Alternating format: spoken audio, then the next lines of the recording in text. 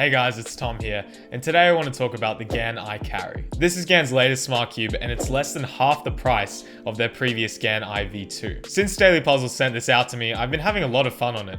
However, it's not perfect, so today I want to talk a little bit about why I think you should or shouldn't buy the GAN 356i Carry Bluetooth Smart Cube. If you for some reason don't know at all what a smart cube is, I'm not going to pretend I understand how this works, but basically, there is something inside this cube that lets me Bluetooth it to my phone and play games with it. I get it does sound pretty lame when you say it like that, however, myself and a lot of other people I've talked to will tell you that these things are really fun and also helpful. Once you get into the CubeStation app and pair the GAN I carry to your phone, there's actually a few different modes you can do that I have been personally enjoying and actually made me kind of addicted. The leaderboard aspect, despite me being pretty bad at it, was a bit addicting, and I did find myself probably doing too many hours of cubing on this thing. But also, just as importantly as this thing being smart, it also is a good speed cube, and for its price and considering it's a smart cube, it turns really well. Not quite as good as the GAN 11, I will admit, but it's actually not too bad to solve on, even if I wasn't using it as a smart cube. The iCarry is currently on sale at Daily Puzzles for around 37 US or 48 Australian dollars.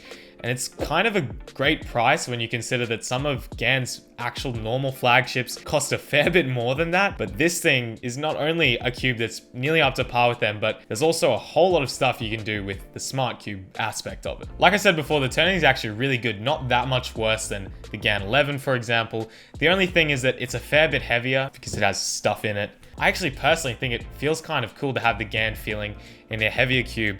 However, overall, for me, I haven't tried all the settings, but it does seem to be a little bit worse. Another feature that's really cool is compared to the old rechargeable batteries that GAN used in their first smart cubes, this one actually just has a coin battery in it, which may seem not as good at first, but it lasts for up to 280 hours.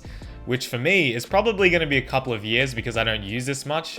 But even if you were using this for 2 hours a day, you would only have to change it probably twice a year, which is pretty good. For me personally, at least, the fact that I don't have to put this on charge after I use it is really nice. Something that I find not so nice though is the app for the GAN I carry, which is honestly kind of bad. It does feel kind of clunky, it doesn't look that nice, but in my experience, if you get past the looks, it seems to work pretty well. I haven't had too many connection issues. Whenever I go into the app, I'll turn my cube, it syncs up perfectly. I don't have many glitches. It seems to work quite well. I'm not sure if other people have had issues, but for me personally, the app has been pretty decent, even though the overload of blue and sharp edges kind of is hard on the eyes at times. When you go into the app, the front page is a little bit confusing. However, we have two main modes over here that I like to do, which is the ranked challenge and the season qualifying. The ranked challenge I did a lot of the other day, and basically how it works is you can just keep solving and it will take your best 20 times of the entire session and average them and put that time on the leaderboard. The best I got was 40th after like a couple of hours of solving.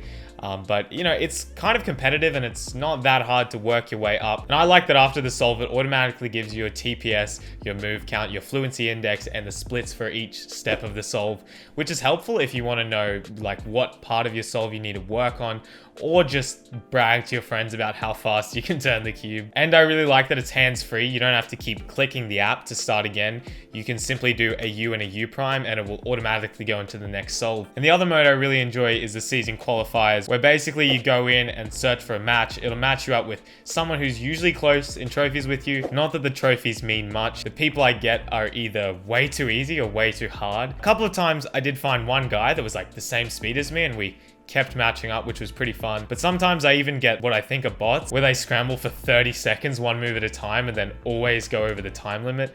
So it's kind of painful to have to wait an extra minute just for them to finish. But thankfully for me, that seems to be like 1 in 10. 9 times out of 10, I get a real player who's usually at the same skill level as me, which is pretty fun. The timer is really nice if you just want to do basic solves, see your average, but also you can go into each solve and get a replay of exactly what you did, which makes it really helpful to reconstruct solves. Again, the layout of the UI on this part of CubeStation is a bit not that good. I'm not saying I could have done better, but it is a bit clunky again. However, if you get past that, it is really cool that you can just do your normal averages, but also go into each solve and reconstruct them if you're terrible at remembering reconstructions like me. And finally, the training mode, I'm not sure how helpful it really is, but it is cool that you can go in and choose from a bunch of algs or triggers or whatever and just practice that over and over. Or if you want to time your PLLs, OLLs, or any alg, it's a cool way to go in and time that exactly rather than the old stack mat trick or whatever. Gonna be honest, I haven't used it a lot, but I can see some use in it if that's your thing. So overall, despite the UI being a bit average, I think the app is really cool. It has a lot of cool modes and I don't have too many issues with the functionality of it. So finally, I guess the only thing left to talk about is should you or should you not buy the GAN iCarry? To be 100% honest, if I was not sent this cube, I would absolutely spend my own money on it, considering it's a lot cheaper than the other ones, but it still has a lot of awesome features. So far, I've had so much fun with this cube, and it's just kind of a new experience that I've never had with any normal Rubik's cubes. So for me, I think if you can get past the less customizability, the less performance really, clunky UI, and the fact that it's a bit heavier and the tensioning is not quite as easy,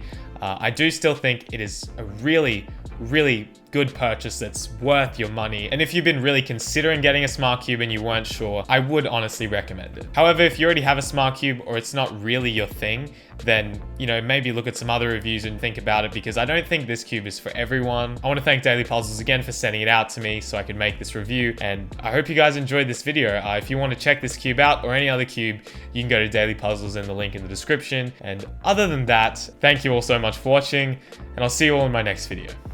Bye. Hey guys, it's Tom here, and thank you so much for watching this video. I apologize it's out a bit later than I anticipated, however, I hope you enjoyed it. And really quickly, before we get to the giveaway winners, I want to thank you all so much for the amazing support on the channel. We're nearly at 12,500 subscribers, and there was a lot of lovely comments on my last video, so thank you all so much for that. In case you missed the announcement on Instagram, the first place prize goes to Anas Jethfa. For the second place prize, Daryl Phelps was picked, and third place was Nikhil Pradeep. Apologies if I mispronounced any of your names, but congratulations to these 3 winners. I've contacted them all, and 2 of them have already got back to me, so if the third person doesn't respond in the next couple of days, I will be picking a new winner, so, you know, keep your eyes peeled and just make sure you go back and check your comments and check my Instagram in case you do get picked. But yeah, thank you again to everyone for the support and all of you who entered. It was actually quite beautiful to see so many wholesome comments about Tingman. Even though he is my arch nemesis and some of the mean comments were a bit funny, it was quite sweet to see all the nice comments. But other than that, again, thank you for watching, and I have more stuff coming soon, so stay tuned. See ya.